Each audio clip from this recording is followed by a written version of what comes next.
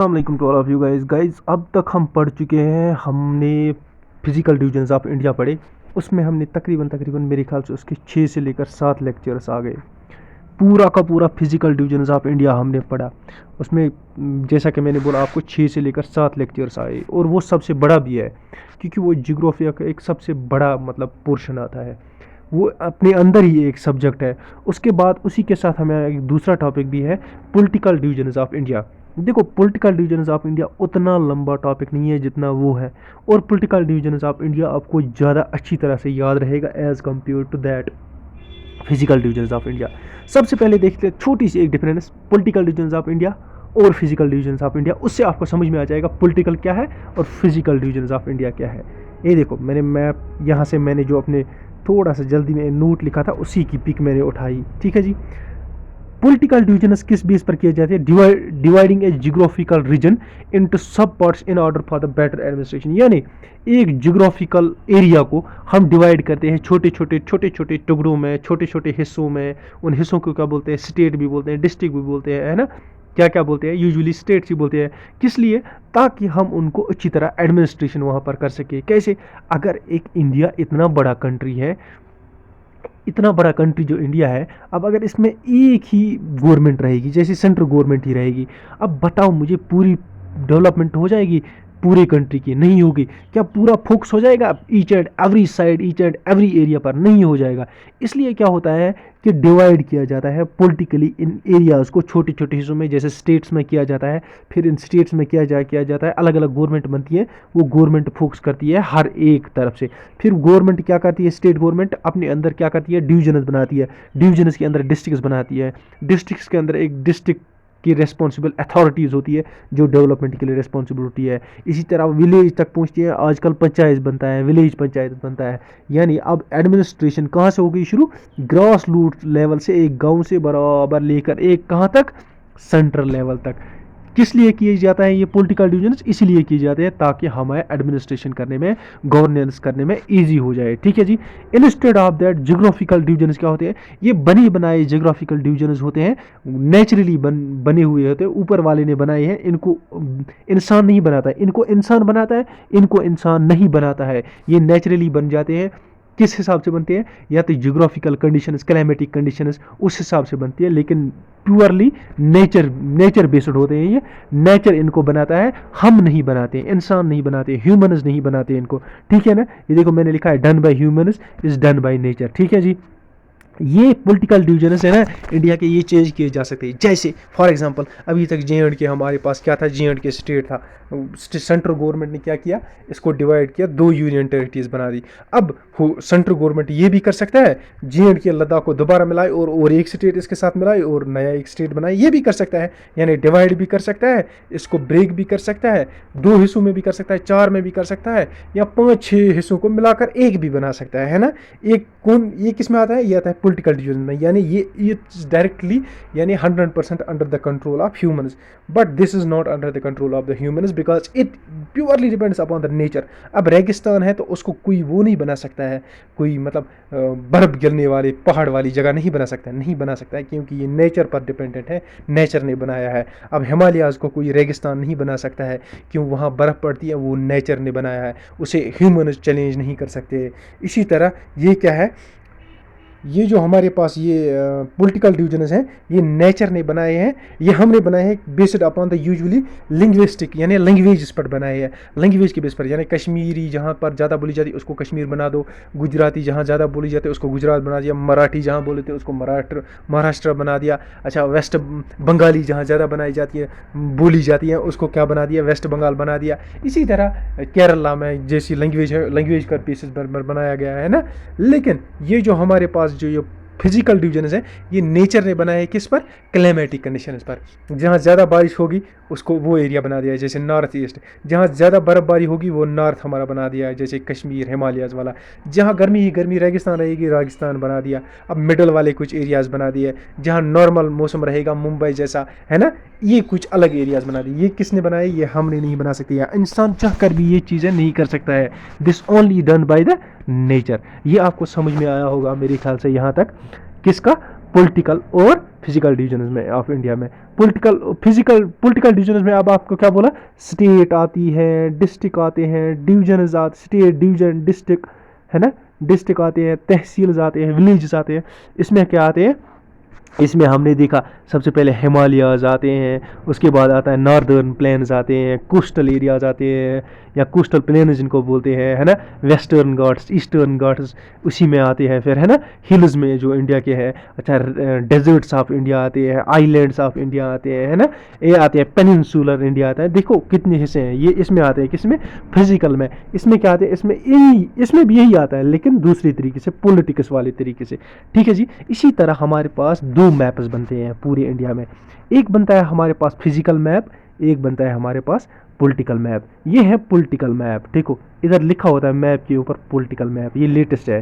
देखो इसमें जम्मू कश्मीर अलग दिखाया है, यूटी, और लद्दाख अलग दिखा दिया गया है ना ये। और हमारे पास जो ये है हमारे पास पॉलिटिकल मैप। फिजिकल मैप हमारे पास ऐसे होता है यूजुअली, ये भी पॉलिटिकल मैप ही है लेकिन उसमें मतलब कुछ क्लाइमेटिक कंडीशन जैसी होती है, वो मैंने आपको फिजिकल मैप जो फिजिकल इंडिया हमने पढ़ा वहाँ पर आपको दिखाया भी है। हालांकि मैप तो एक जैसा है तो ऐसा ही वो भी, लेकिन उसमें कुछ ऐसे दिखाया होगा, यहाँ पर डेजर्ट्स दिखाएंगे, यहाँ पर प्लेन्स, यहाँ पर वो ऐसी ग्रीन दिखाएंगे पहाड़ियाँ, यहाँ पर पहाड़ियाँ, यहाँ पर बीच में किसी और रंग से दिखाएंगे, यहाँ पर किसी और रंग से, किस वो रंग मेंशन करते हैं कि वहाँ पर क्या क्लाइमेट है, क्लाइमेटिक कंडीशंस क्या है वहाँ पर।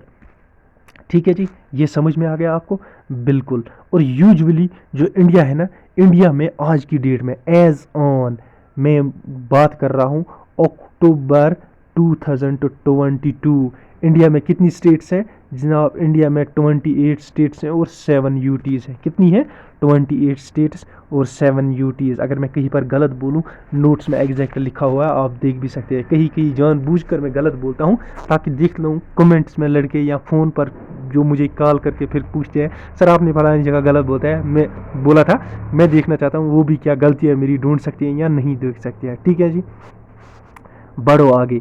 ये लेक्चर मेरे ख्याल से 2 लेक्चर्स में आएगा, ये तो डेफिनेटली, मैं मेरे ख्याल से नहीं, मैं पक्का आपको कहूँगा ये 2। एक तो सबसे पहले मैं पूरी इंट्रोडक्शन आपको दे दूंगा फिजिकल डिवीजन्स और इसमें क्या होते हैं, कहाँ से क्या है ना, पूरा का पूरा। उसके बाद हम पूरी की पूरी सारी स्टेट्स और यूटीज़ के ऊपर एक लेक्चर लाएंगे। उसमें क्या पढ़ना है हमें, यूटी कहाँ पर है, उसकी लोकेशन कहाँ पर, उसमें कितने डिस्ट्रिक्ट हैं, सीएम कौन है, उसका गवर्नर कौन है, ये हम मेन इंपॉर्टेंट चीज़ उसकी पढ़ेंगे। अगर आप नेट पर सर्च करोगे, आप हर एक स्टेट का आपको ना एक एक 2-2 पेज मिल जाएंगे, लेकिन वो आपको वेस्टेज टाइम है। अगर वो पढ़ने बैठोगे ना तो फिर 10 स्टेट पढ़ोगे एक साल में, वो भी याद नहीं रहेगा। लेकिन आपको क्या पढ़ना है वो मैं यहाँ से आपको बना कर दे दूँगा इन नोट्स में, ठीक है। इन नोट्स लेने का तरीका मैंने आपको बताया है, कैसे निकलेंगे, कैसे मैं आपको भेज सकता हूँ। आपको कमेंट्स में अपनी मेल आईडी लिखना है या मेल आईडी जो मेरी दी हुई है उस पर मुझे मेल करना है, ठीक है जी, मैं आपको भेज दूँगा ये। सबसे पहले why political division of India, यानी इंडिया की पॉलिटिकल डिवीजन क्यों की गई, ठीक है ना। उससे पहले छोटा सा यहाँ देख लूँगा इंडिया के पॉलिटिकल डिवीजन हमने कैसे किए हैं। देखो इंडिया में पॉलिटिकल डिवीजन ऐसे किए गए हैं। सबसे पहले इंडिया है, बिल्कुल जी इंडिया है। इंडिया को डिवाइड किया गया है स्टेट्स में और जोनल काउंसिल्स में।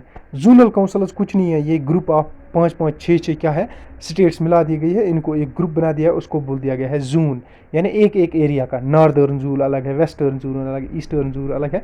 कितने जोनस हैं वो हम नीचे डिस्कस करेंगे, जोनस भी हम पढ़ेंगे, ठीक है जी। फिलहाल इधर आ जाओ, इंडिया है, इंडिया को स्टेट्स में डिवाइड किया गया है, स्टेट्स को अंदर डिवीजन में डिवाइड किया गया, जैसे कश्मीर डिवीजन है, जम्मू डिवीजन है, तीसरा हमारा लद्दाख डिवीजन हुआ करता था, वो तो अब चला गया, अपना यूटी बन गया। अच्छा जी, डिवीजन में डिस्ट्रिक्ट आते हैं, डिस्ट्रिक्ट्स में सब डिस्ट्रिक्ट्स आते हैं, है ना, सब डिस्ट्रिक्ट्स में तहसील्स भी आते हैं, है ना, तहसील्स में ब्लॉक्स भी आते हैं, ब्लॉक्स में विलेज और पंचायत भी आते हैं। देखो कहीं कहीं आपको कोई अगर पढ़ाएगा ना, वो कहेगा इंडिया स्टेट, वो पढ़ाएगा आपको, एक तो पढ़ाएगा आपको वो यूजुअली पढ़ाएगा स्टेट, ये इंडिया पढ़ाएगा, फिर स्टेट पढ़ाएगा, फिर डिवीजन और डिस्ट्रिक्ट, फिर सीधे वो आएगा किस पर, नीचे आएगा, यहाँ तो आएगा तहसील पर, यहाँ आ जाएगा ब्लॉक्स पर, इतना पढ़ाएगा। लेकिन मैं सब पढ़ाना चाहता हूँ आपको, क्यों, ये भी तो डिवीजन है, डिस्ट्रिक्ट को डिवाइड किया जाता है ना सब डिस्ट्रिक्ट्स में, सब डिस्ट्रिक्ट उसको तहसील्स में, तहसील उसको ब्लॉक में, क्योंकि आजकल बीडीसी बनता है ना, बीडीसी हर जगह बनता है। फिर नीचे बनता है विलेजेस में भी गवर्नमेंट बनती है, पंचायत। देखो इधर पंचायत बनती है, इधर बीडीसी बनता है, इधर डीडीसी बनता है, फिर इसके बाद स्टेट गवर्नमेंट बनती है, स्टेट गवर्नमेंट के ऊपर कौन सी गवर्नमेंट होती है, सेंट्रल गवर्नमेंट होती है। यानी यहाँ से भी गवर्नमेंट, यहाँ पर भी गवर्नमेंट है, यहाँ पर भी गवर्नमेंट है। ये गवर्नमेंट इसको फीडबैक देती है, इसको रिगार्डिंग दिया क्या इनको चाहिए, क्या किस तरीके से क्या करें, है ना। या प्लानिंग के लिए भी इनको सजेशंस यहाँ से देती है, प्लान यहाँ से देती है, हमें ये चाहिए, आप ये करो ये करो। इससे गवर्नेंस में बहुत ज़्यादा हेल्प मिलती है, ऊपर से लेकर नीचे तक, है कि नहीं। और लोगों के जितने भी मसले मसाइल होते हैं वो पहुँचते हैं नीचे से लेकर ऊपर तक। इसीलिए ये डिविजन्स करने पड़ते हैं, और ताकि जो ग्रोथ है ना, ग्रोथ हर जगह पहुँच जाए, ईच एंड एवरी कॉर्नर में ग्रोथ पहुँच जाए। ये कि नहीं कि सिर्फ दिल्ली में ग्रोथ रहे, बाकी यहाँ कश्मीर में ग्रोथ पहुँचे ही नहीं, सिर्फ दिल्ली में ग्रोथ रहे, उधर से कन्याकुमारी में ग्रोथ ना हो, सिर्फ दिल्ली में ग्रोथ रहे और उधर से आपका आंध्र प्रदेश में ग्रोथ ना पहुँचे, सिर्फ दिल्ली में ग्रोथ रहे, इधर से गुजरात में ग्रोथ ना पहुँचे ना, बिल्कुल नहीं। इसीलिए गुजरात को भी अलग गवर्नमेंट दी गई है, जे एंड के को भी अलग गवर्नमेंट दी गई है आपका।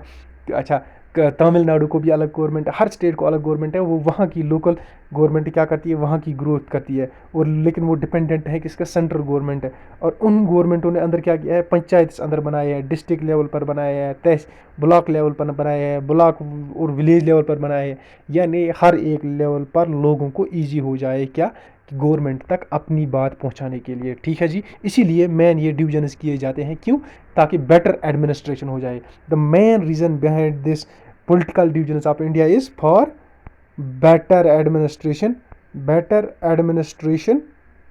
and better governance। governance किसको बोलते हैं, the way of doing the way government performs its job, यानी गवर्नमेंट को अपना काम कैसे करना है उसको गवर्नेंस बोलते हैं, ठीक है जी। अब हम बढ़ते आगे, ये हमने पढ़ा। अब मैंने बोला था why political divisions of India क्यों किए गए। मैंने तो सबसे पहले बोला कि गुड गवर्नेंस करने के लिए अगर किए गए, लेकिन क्यों किए गए, क्योंकि इंडिया में ये सारे इतने इश्यूज़ हैं, ये जो मैं पढ़ा रहा हूँ, इन इश्यूज़ के कारण इंडिया को डिवाइड करना पड़ा।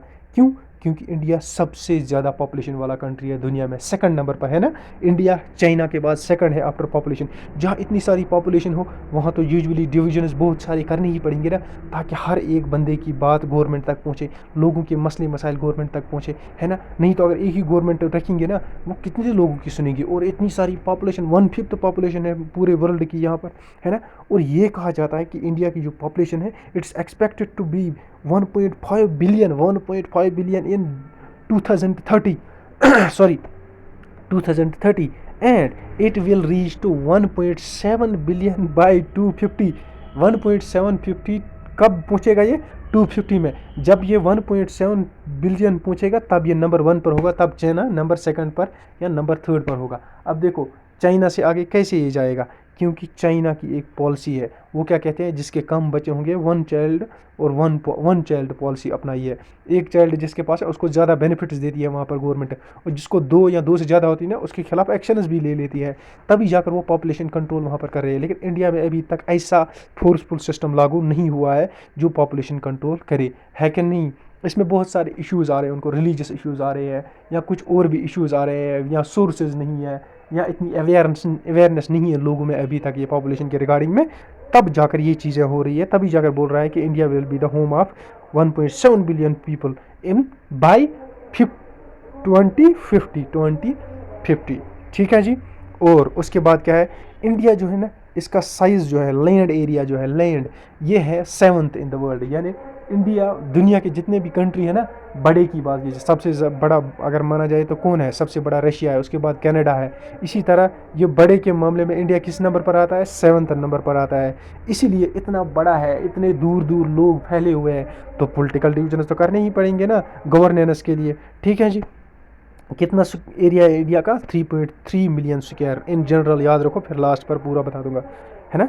Most populous democracy in the world, यानी इतनी बड़ी डेमोक्रेसी, यानी सबसे ज़्यादा वोटर दुनिया के यही है। जहाँ पॉपुलेशन ज़्यादा है तो वोटर्स भी ज़्यादा होंगे ना।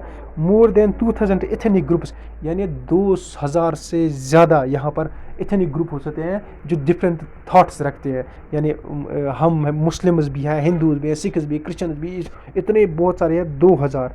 अब ये एथनिक ग्रुप है ना, ये एक ही गवर्नमेंट के कंट्रोल में यानी एक ही गवर्नेंस के कंट्रोल में आ सकते हैं। लेकिन इसके लिए ये है कि थोड़ा थोड़ा सा गवर्नेंस को हर जगह तक पहुंचा जाए, इनको लोकल गवर्नेंस दी जाए। जैसे JNK में मुस्लिम्स हैं, वहाँ इनको थोड़ा सा मुस्लिम्स दी जाए ताकि वो गवर्नेंस वहाँ पर करे। जहाँ हिंदू अक्सरियत है वहाँ वो दी जाए, जहाँ सिख अक्सरियत है पंजाब में वहाँ उनको गवर्नेंस का मौका दी जाए, ताकि ये लोगों की मसले जितने भी इश्यूज़ हैं समझ सके और सेंट्रल गवर्नमेंट तक पहुंचा दे ये अपनी तरफ से, है कि नहीं है। ये भी एक मेन इशू है। अच्छा, अकॉर्डिंग टू सेंसस 2011 जो लास्ट हमारी सेंसस हुई थी अनफॉर्चुनेटली वो हुई थी 2021 में। हर 2011 में हुई थी, होनी थी 21 में, अभी नहीं हुई।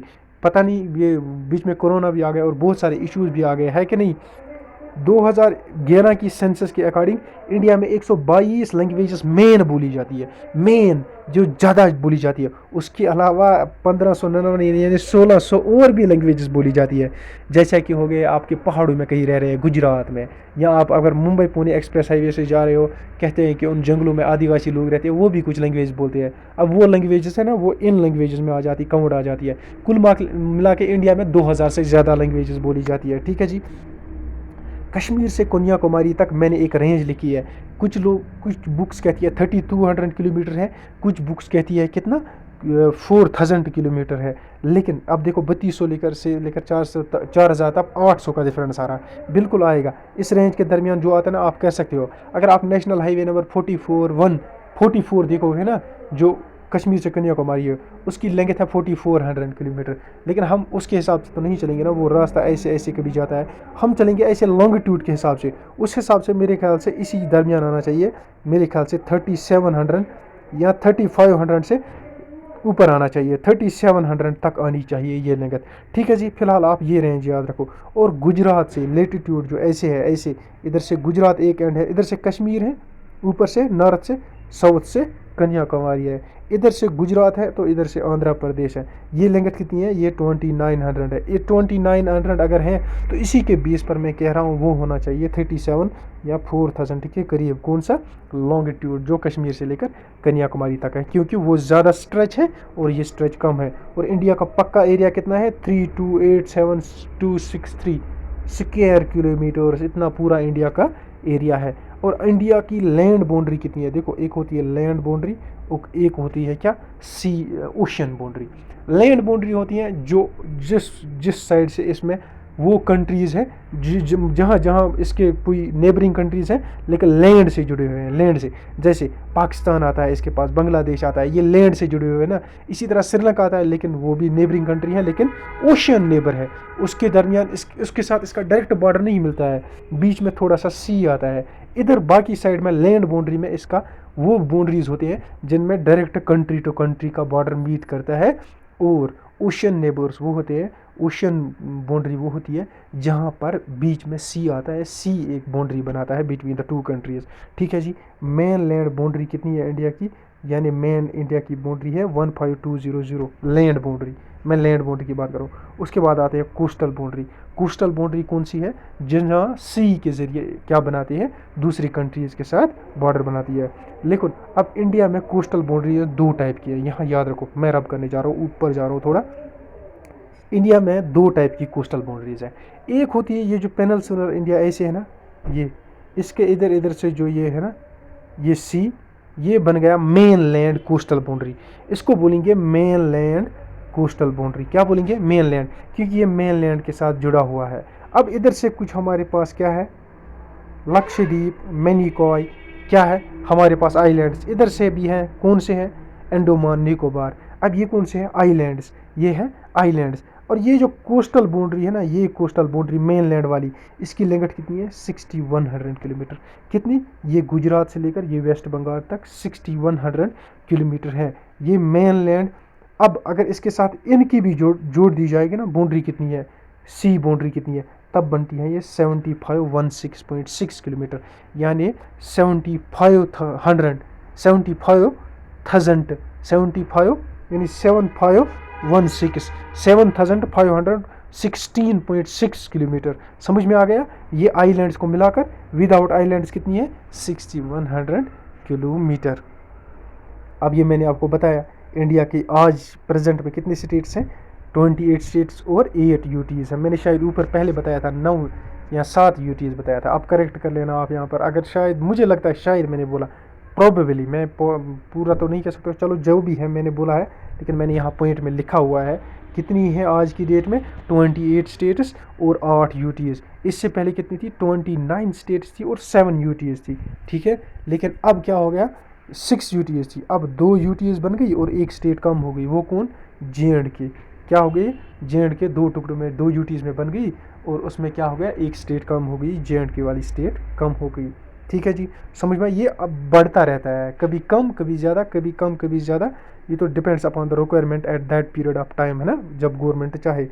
और किस लिए किए जाती हैं ये, बेटर गवर्नेंस के लिए, टू ग्रास रूट लेवल ये पॉलिटिकल डिसीजंस किए जाते हैं। अब कुछ और पॉइंट्स इसके बारे में पढ़ेंगे, ये मैं वो पॉइंट्स हाईलाइट कर रहा हूँ यहाँ पर जो लिखे हैं ना मैंने, ये डेफिनेटली आपको क्वेश्चंस पूछे जा सकते हैं, और क्वेश्चंस पूछे भी इन्हीं में से ही जाते हैं जो मैंने इधर लिखे हुए हैं, किधर, जो मैं इधर पढ़ा रहा हूँ, जिन पर मैं ज़्यादा फोकस कर रहा हूँ, जो ऊपर पढ़ा है, अब ये और पढ़ाने जा रहा हूँ, मोर अबाउट इंडिया। देखो, राजस्थान एरिया में सबसे बड़ा क्या है, स्टेट इंडिया का, यानी इंडिया के जितने स्टेट्स हैं ना, उनमें सबसे बड़ा कौन सा स्टेट है सर, उनमें सबसे बड़ा एरिया के वाइज राजस्थान है। मैं एरिया के वाइज बात कर रहा हूँ अभी, एरिया के वाइज, एरिया में सबसे बड़ा कौन है, राजस्थान, और एरिया में सबसे छोटा कौन है, गोवा। यानी सबसे बड़ा कौन है एरिया में, राजस्थान, सबसे छोटा कौन है, गोवा है। एक बार मैप पर देख लेते हैं, ये देखो, एरिया में सबसे बड़ा ये राजस्थान, एरिया में सबसे छोटा ये गोवा यहाँ पर, ठीक है जी, समझ में आ गया। बढ़ते हैं आगे, ये दिखाना ज़रूरी था। अब तीसरा आ जाते हैं, यूपी मोस्ट पॉपुलस, यानी यूपी में सबसे ज़्यादा पॉपुलेशन है, सबसे ज़्यादा पॉपुलेशन है मेरे ख्याल से अब 25 करोड़ है। कितनी है, 25 आउट ऑफ 125 करोड़, यानी 30 करोड़ से 25 से 30 करोड़ यहाँ तक होगी यूपी में। यानी कुल मिला के आप इतना याद रखो, सबसे ज़्यादा पॉपुलेशन कहाँ पर है, सबसे ज़्यादा पॉपुलेशन है यूपी में, सब यूपी में। अब उसके अलावा मैं यहाँ पर एक और चीज़ कहूँगा, हमारे पास और एक टॉपिक भी है, डेमोग्राफी एंड सेंसस।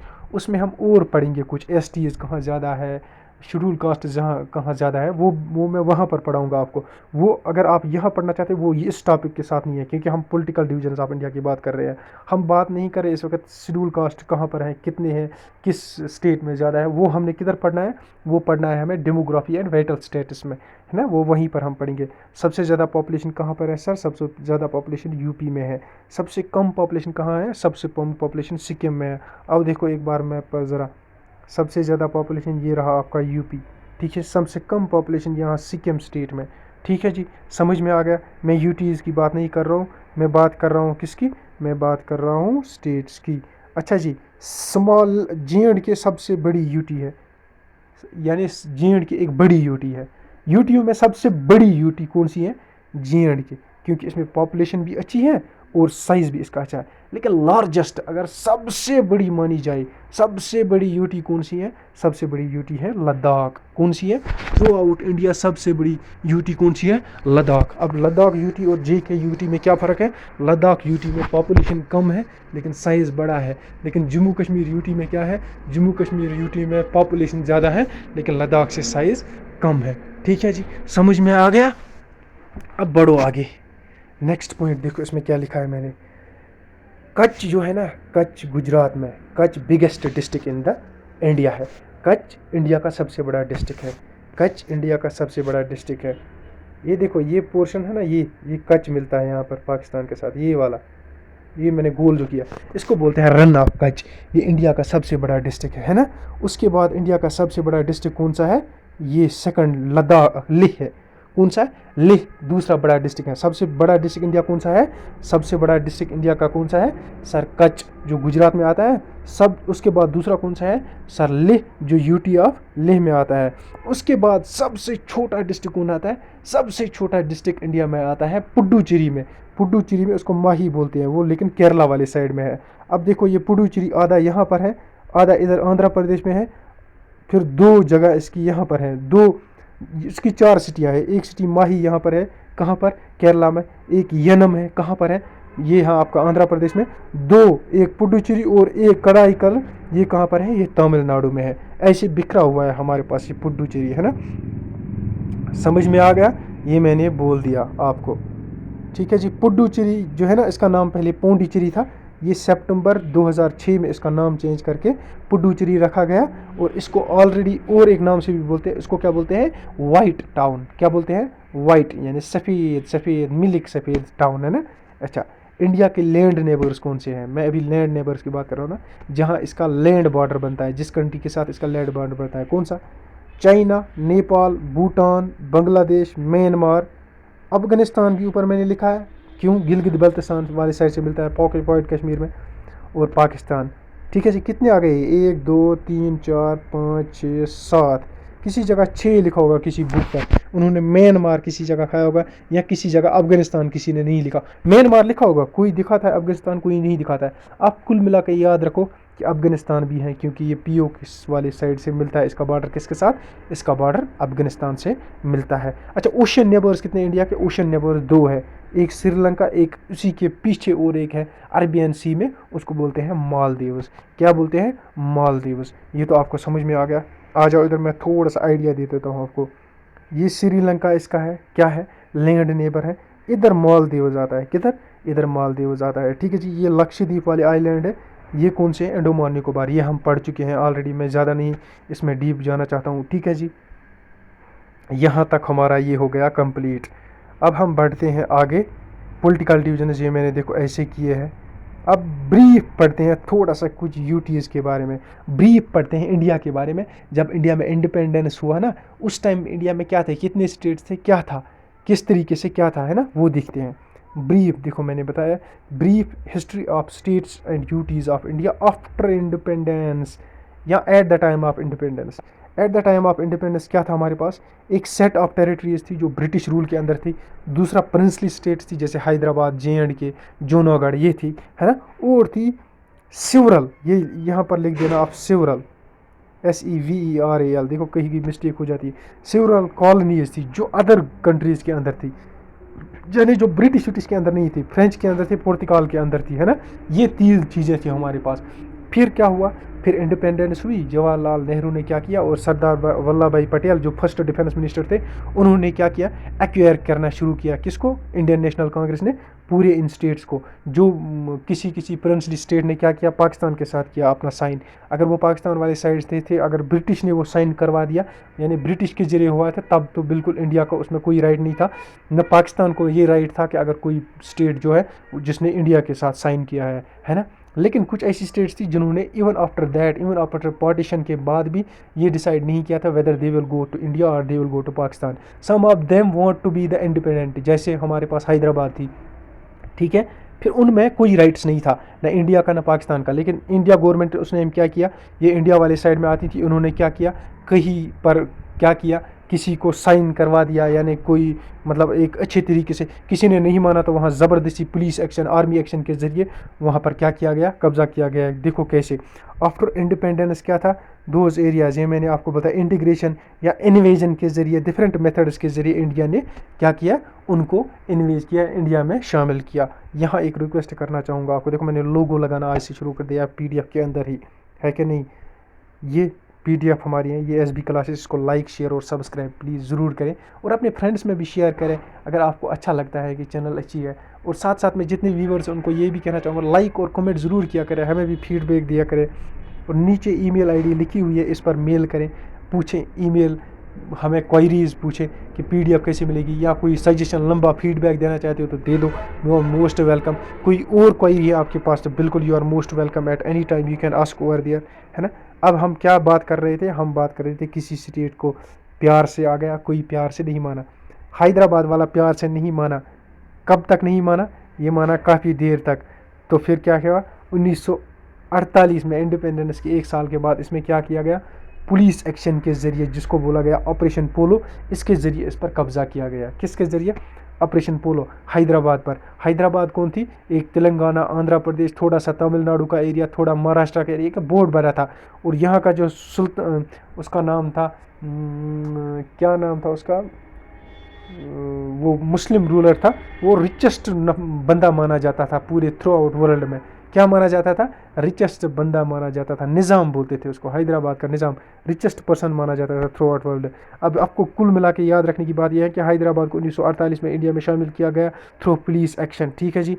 पुडुचेरी है ना, पुडुचेरी, ये ट्रांसफ़र की गई, फ्रेंच ने ट्रांसफ़र की कब, 1954 में, और ये तब क्या बनी फिर 1962 में यूनियन टेरिटरी बनी। कब लिया गया उससे, फिर जब उसको फोर्स किया गया फ्रेंच को, फिर जाकर उसने इंडिया को ये ट्रांसफ़र किया। दमन और दीव पुर्तगाल से लिया गया, 1954 में ही लिया गया।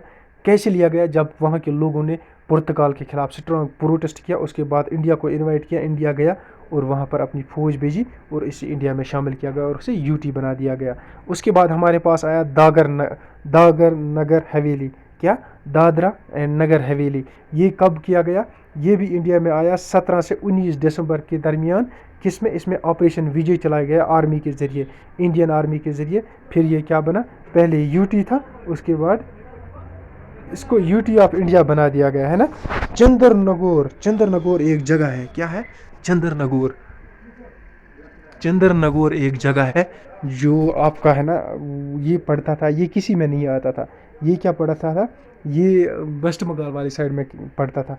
फिर गवर्नमेंट ऑफ इंडिया ने क्या किया, इसको मर्जर किया किसके साथ, वेस्ट बंगाल के साथ, और दैट वाज, ये बना दिया गया क्या, पार्ट ऑफ वेस्ट बंगाल। उसके बाद 2019 में लास्ट हुआ है एक अमेंडमेंट गवर्नमेंट ऑफ इंडिया ने की कि JNK को 2 यूटीज़ में डिवाइड किया गया, ठीक है जी। JNK को UT of Jammu Kashmir and UT of Ladakh, ये देखो यूटी ऑफ जम्मू कश्मीर और ये देखो यूटी ऑफ लद्दाख।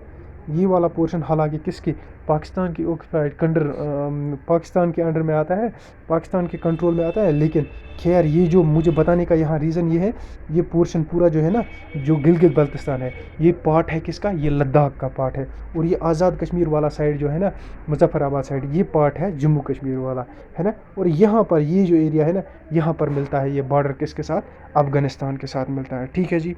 ये है हमारे इंडिया की आज का लेटेस्ट जो मैप है, ठीक है जी। यहाँ तक समझ में आ गया कौन सा स्टेट कैसे इंडिया में शामिल हुआ। ये वो स्टेट्स हैं जो शामिल नहीं हुए थे, फिर इनको किया गया फोर्सफुल या डिफरेंट तरीके से। बाकी जितने थे उन सब ने साइन किया, इंटीग्रेशन किया, किसके साथ, इंडिया के साथ किया गया, ठीक है जी। लेकिन उसके बाद जब इंडिया बना ना, इंडिया इतना बड़ा था, एरिया बड़ा था, तो फिर गवर्नमेंट को एक प्लान आया, यार कैसे गवर्न करेंगे इतने सारे बड़े एरिया को। तो क्या समझ में आया कि एक स्टेट्स बनाई जाए, स्टेट्स में डिवाइड किया जाए पूरे इंडिया को, ठीक है जी। स्टेट्स में डिवाइड किया जाए ताकि हमारे पास गवर्नेंस जो है वो करना इजी हो जाए। तो फिर क्या हुआ, उससे इंडिया ने एक पहली बार बनाई 191953 में एक कमीशन बनाया, उसका नाम रखा गया स्टेट्स रीऑर्गेनाइजेशन कमेटी। क्या नाम रखा गया, स्टेट्स रीऑर्गेनाइजेशन कमीशन। और इस कमीशन के हेड कौन थे, इसके 3 मेंबर थे, खाली 3। इसका हेड जो था उसका नाम था फजल अली, याद रखो ये क्वेश्चन में पूछा जाता है। फजल अली, MN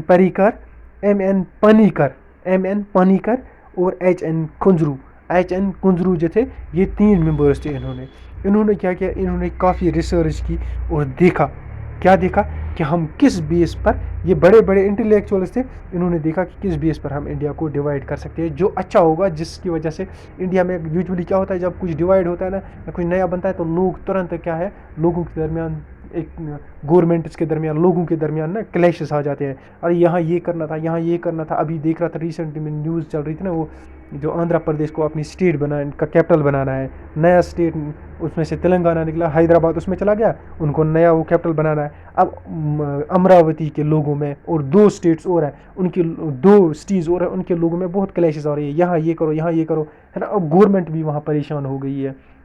अब देखो एक स्टेट है, उसके 3 कैपिटल बनाना चाहते हैं वो, हाई कोर्ट एक जगह ले जाएंगे, अच्छा असेंबली दूसरी जगह ले जाएंगे, अच्छा वो तीसरी जगह कुछ और ले जाएंगे, सेक्रेटरीट, है ना।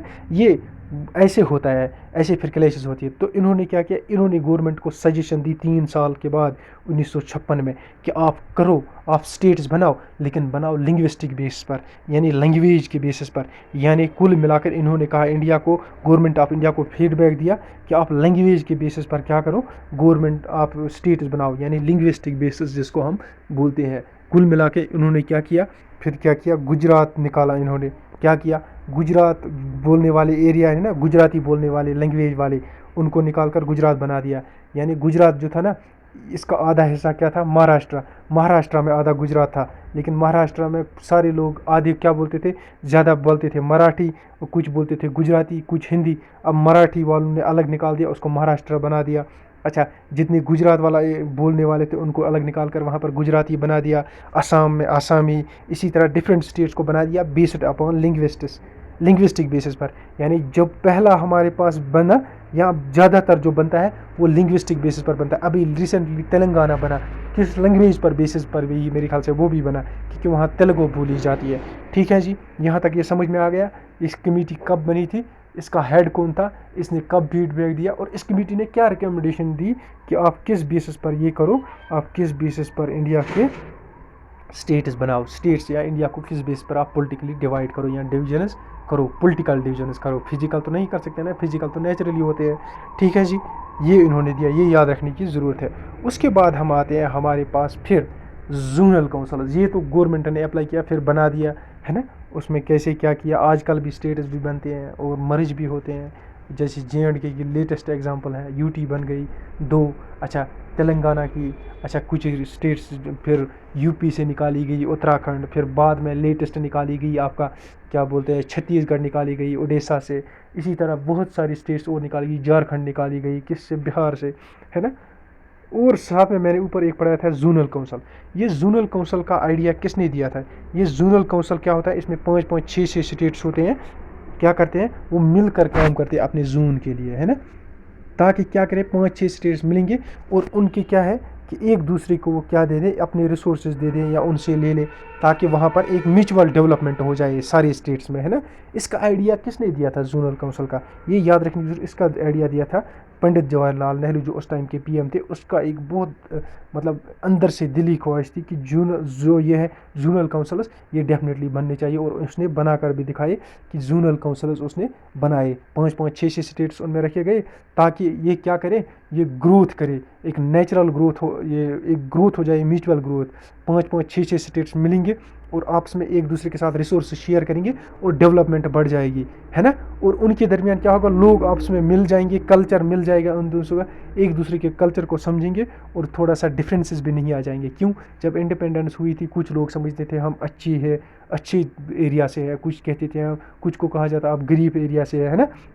उस चीज़ को ख़त्म करने के लिए जवाहरलाल नेहरू ने ये वाला रीज़न दिया था कि आप हम क्या करेंगे, जोनल काउंसिल्स बनाएंगे। फिर फाइनली उन्होंने 5 जोनल काउंसिल्स बनाए। कितने बनाए, 5 जोनल काउंसिल्स बनाए। लेकिन फिर और एक वो जो नॉर्थ ईस्ट स्टेट्स है ना, ये देखो उन्होंने 5 जोनल काउंसिल स्टेट्स बनाए। मैं आपको यहाँ पर एक्सप्लेन करना चाहता हूँ। ये बनाया उन्होंने नॉर्दर्न, है ना, ये बनाया सेंट्रल उन्होंने, ये वेस्टर्न, कितने हो गए 3, ये साउदर्न 4 और ये ईस्टर्न 5। लेकिन वो भूल गए ये वाला जो नॉर्थ ईस्ट है ना। फिर 1971 में एक और जोनल काउंसिल बनाया गया सेपरेट इन स्टेट्स के लिए, है ना, ये इन स्टेट्स के लिए। फिर लास्ट में कुछ 1971 में ही या 2000 में इन 2-3 इधर से एक स्टेट है ना सिक्किम, और कुछ एक स्टेट कोई है, उसको मिलाकर इसी के साथ मिला दिया गया। इनको बोलते हैं जोनल, क्या बोलते हैं, जोनल काउंसिल्स। ठीक है जी, ये मैंने बता दिया जोनल काउंसिल्स में क्या है। जोनल काउंसिल्स को लीगल क्या इंपॉर्टेंस कब मिली, लीगलिटी कब मिली, इसको लीगलिटी मिली थ्रू किससे, part 3 of states reorganisation act 1957। States reorganisation act बना ना, जब उन्होंने रिपोर्ट दी फिर वो एक्ट बना, लिंग्विस्टिक बेस पर हम स्टेट्स बनाएंगे। उसी के पार्ट 3 में किसको, स्टेट्स रीऑर्गेनाइजेशन कमीशन को 1956 में क्या किया गया, एक लीगलिटी दी गई कि ये लीगली अप्रूव किए गए कि डिवीजन, ये जोन्स बनेंगे और लीगली बनेंगे, approved by the government of India. ठीक है जी। अब मैंने इधर लिखा है इंडिया जो इतना बड़ा कंट्री है, 28 स्टेट्स हैं और 7 यूनियन टेरिटरीज है। मैंने ऊपर लिखा है, मैंने गलती की है, मैंने ऊपर लिखा है कि 8 शायद लिखा है। अच्छा, अब ये वाला फाइनल है, ये फुल एंड फाइनल है। 28 स्टेट्स और 7 यूनियन टेरिटरीज है इंडिया में। ठीक है जी, और बिग पॉलिटिकल डिवीजन्स भी है। ठीक है जी, ये पॉलिटिकल डिवीजन मैंने बता दिया है, ये जोनल काउंसिल्स है ना। अब पढ़ेंगे जोनल काउंसिल्स को थोड़ा थोड़ा। देखो, नॉर्दर्न जोनल काउंसिल हमने पढ़ा, इसमें कौन कौन सा स्टेट आता है, जम्मू कश्मीर, हिमाचल प्रदेश, हरियाणा, पंजाब, राजस्थान, दिल्ली एंड चंडीगढ़, ये इसमें आते हैं। और इसका हेडक्वार्टर कहाँ है, दिल्ली में है। ठीक है जी, जब दिल्ली में इसमें आता है तो दिल्ली, इसी में दिल्ली का हेडक्वार्टर, दिल्ली में इसका हेडक्वार्टर है। सेंट्रल जोनल काउंसिल जो है ना इसका है ना, ये उत्तर प्रदेश, उत्तराखंड, छत्तीसगढ़, मध्य प्रदेश, ये स्टेट से बिलोंग करता है। इसका इलाहाबाद में है, ठीक है जी। ये ईस्टर्न जोन है, और ईस्टर्न जोन में कौन कौन आता है? बिहार, झारखंड, वेस्ट बंगाल एंड उड़ीसा, इसका कोलकाता में है। वेस्टर्न जोन चौथा वाला है, यानी गुजरात, महाराष्ट्र, गोवा, दादर नगर हवेली, और इसमें यूटी और क्या है स्टेट्स भी मिक्स आते हैं, दमन दीव, इसका मुंबई में है। फिर आता है 5वां नंबर, कौन सा? Southern zonal council. Southern zonal council जो है इसका है आंध्र प्रदेश है, इसमें तेलंगाना, कर्नाटका, चेन्नई, इसका चेन्नई में हेडक्वार्टर, तमिलनाडु और पुडुचेरी भी इसी में आती है। और लास्ट में जो 1971 में बना है वो कौन है? ये है आपका नॉर्थ ईस्टर्न बोलो आप, नॉर्थ ईस्टर्न जोन काउंसिल। इसका कहाँ पर है हेडक्वार्टर? इसका है शिलोंग, SHILLONG, शिलोंग। मुझे आप क्या करना, मुझे कमेंट्स में बता देना कि शिलोंग किस स्टेट की कैपिटल आती है। अगर आपको पता होगा कि शिलोंग किस में आती है, शिलोंग मेघालय की कैपिटल आती है। चलो मैंने बोल दिया, मेघालय की कैपिटल आती है शिलोंग। यहाँ तक ये पूरा हो गया हमारे पास कौन सा? Political divisions of India. इसके बाद पॉलिटिकल डिवीजन्स का और एक मेन लेक्चर आएगा, वो आएगा, उसमें हम पूरे के पूरे पढ़ेंगे। क्या पढ़ेंगे? स्टेट्स पढ़ेंगे हम पूरे के पूरे, और उन स्टेट्स का सीएम कौन है, उस स्टेट कहाँ पर लाई करता है, और उस स्टेट का डिस्ट्रिक्ट कितने हैं, उसमें डिस्ट्रिक्ट कितने हैं। आपको उसमें सिर्फ इतना याद रखो कि कितने स्टेट्स हैं, कौन कहाँ पर, उसकी लोकेशन बताओ। जो मेरे अंदर पता है अभी पॉपुलेशन किसकी ज़्यादा है, एरिया ज़्यादा किसका पता है, अगर यहाँ भी याद रहता है तो अच्छी बात है। वहाँ थोड़ा सा इसलिए पढ़ाना वो ज़रूरी है ताकि आपको हर एक स्टेट का आइडिया लगे वो कहाँ पर है ना, किस तरह के लोग वहाँ पर हैं। ठीक है जी, ये एंड हो गया यहाँ तक इसका पार्ट 1। तो इंशाल्लाह पार्ट 2 भी आएगा। तो तब तक के लिए इंशाल्लाह आप सबसे रिक्वेस्ट करूँगा कि प्लीज़ चैनल को लाइक, शेयर और सब्सक्राइब ज़रूर